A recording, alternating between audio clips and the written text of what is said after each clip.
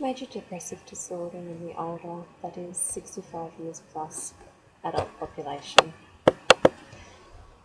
Late life depression causes the suffering of individuals, it disrupts families, worsens the outcomes of medical illnesses, and it increases mortality.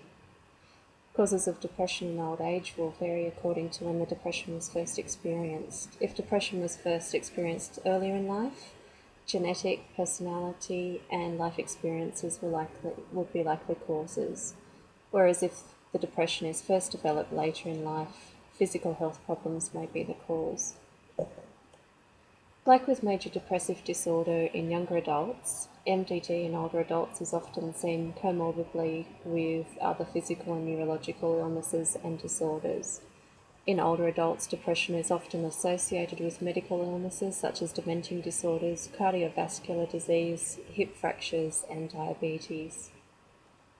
Social isolation and loneliness commonly accompany depression in adults over 65 years. Depression in older age has been associated with abuse in childhood and relational stress during the late adulthood. The cumulative effects of negative life events and daily hassles can affect instances of depression. Negative cognitive distortions seem to be present for many older people diagnosed for major depressive disorder.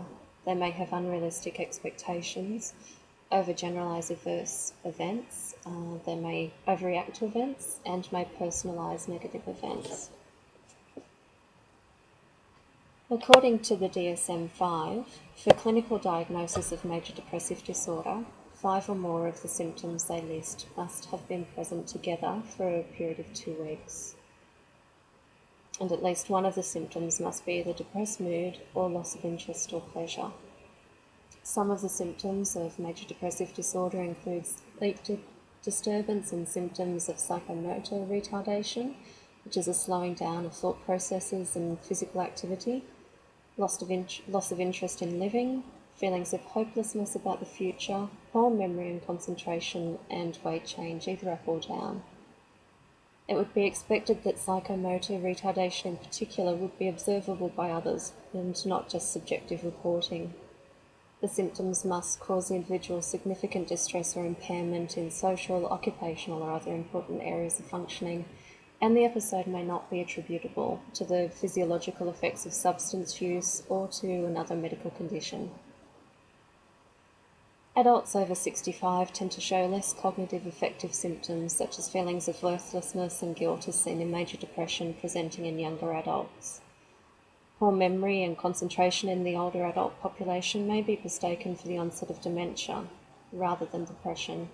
The cognitive symptoms of depression tend to have sudden onset rather than dementia, which is more insidious. Depression may in fact be a marker for the development of dementia. Physical and cognitive changes are more common in older adults and may manifest in symptoms such as fatigue, difficulty sleeping and concentrating. So any screening measures for MDD should be aware of this and differentiate which symptoms arise from physical illness or normal decline of aging rather than psychological disorder. Assessment will often begin with a semi-structured clinical interview, such as a structured clinical interview for the DSM-4 Axis 1 disorders, which is currently under review for DSM-5. The semi-structured interview gives the clinician an opportunity to impart as well as gather information from the client.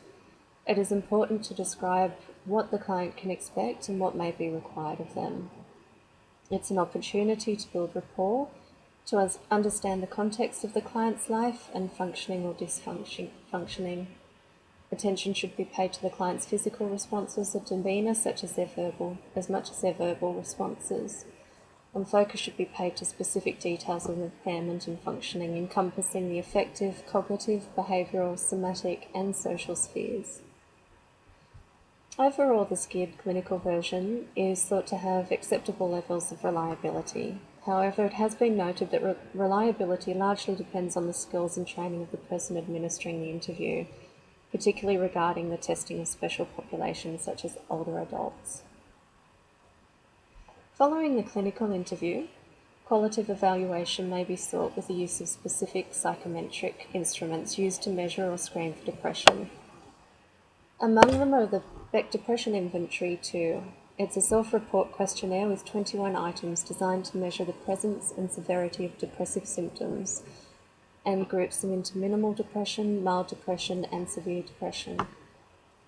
It's not designed as a diagnostic tool, but it does evaluate depression in line with DSM-4. It's thought to have strong psychometric properties, but may require more input by the client than is possible if they're struggling cognitively. The BDI-2 can be used during initial assessment, for ongoing monitoring of progress during treatment, and to measure treatment outcome following up assessments. The Geriatric Depression Scale has been shown to be a reliable and valid measure of geriatric depression. A high degree of internal consistency was found for the scale, and total scores of the GDS were reliable over a 1-week interval. Evidence for the validity of the scale came from the comparison of the mean scores associated with subjects classified as normal, mildly depressed, or severely depressed. The GDF differentiated depressed from non-depressed elderly in a sample of subjects who all suffered from physical illness. In another study, the GDS was found to differentiate depressed from non-depressed elderly patients undergoing cognitive treatment for senile dementia. This measure does not discriminate regarding severity, so its use is as a screening tool only. The GDS shortened form is a 10-item scale conducted by the clinician. The responses are yes and no only to questions such as, are you basically satisfied with your life? Do you feel that your life is empty? Have you dropped many of your activities and interests? Do you often feel hopeless? And do you feel full of energy? The primary problem with many scales of depression is that they're not originally designed for use with the elderly, and rarely have they been properly validated or known for this population. While this doesn't make the scales unuseful, care should be taken when evaluating results. Depression which has a physiological basis may not respond to counselling or psychological interventions, and medication may be necessary. SSRIs have been found to be particularly helpful in older age depression.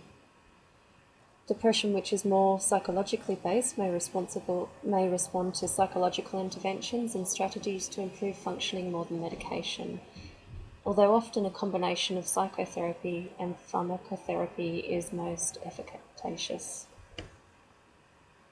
Considerations for the psychotherapy of older adult clients should include flexibility in the length of the sessions, recognition of increased dependency needs, attention to realistic social and environmental problems, and increased tolerance by the therapist for the limitation imposed on therapy by unsolvable social problems, and long-standing psychopathology, maladaptation, and normal issues of aging. There's evidence for the efficacy of cognitive behavioural therapy and interpersonal therapy in the treatment of depression in older adults, that is without significant cognitive impairment and medical burden.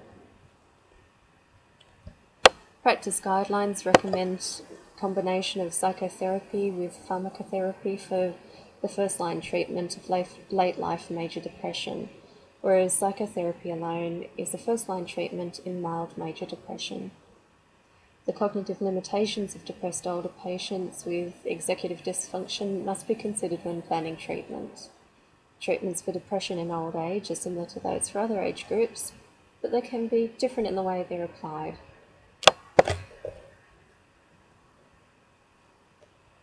The goal of cognitive behavioural therapy is to teach patients that while they can't control every aspect of the world around them, they can take control of how they interpret and deal with things in their environment. Treatment is focused on highly specific goals, and results can be measured relatively easily. In order to combat destructive thoughts and behaviours, a cognitive behavioural therapist begins by helping the client to identify the problematic beliefs. Functional analysis is important for learning how thoughts, feelings, and situations can contribute to maladaptive behaviours. The process can be difficult, especially for patients who struggle with introspection, but it can ultimately lead to self-discovery and insights that are an essential part of the treatment process. CBT is focused on using a wide range of strategies to help clients overcome these thoughts, including journaling, role-playing, relaxation techniques, and mental distractions. The second part of cognitive behaviour therapy focuses on the actual behaviours that are contributing to the problem. The client begins to learn and practice new skills that can be then put to use in real-world situations. CBT has been found to be effective in reducing relapse over a 6-year period following cessation of pharmacotherapy for depression. Group CBT is one of the most effective treatment alternatives for depression and compares well with drug treatment and other forms of psychological therapy, including individual CBT.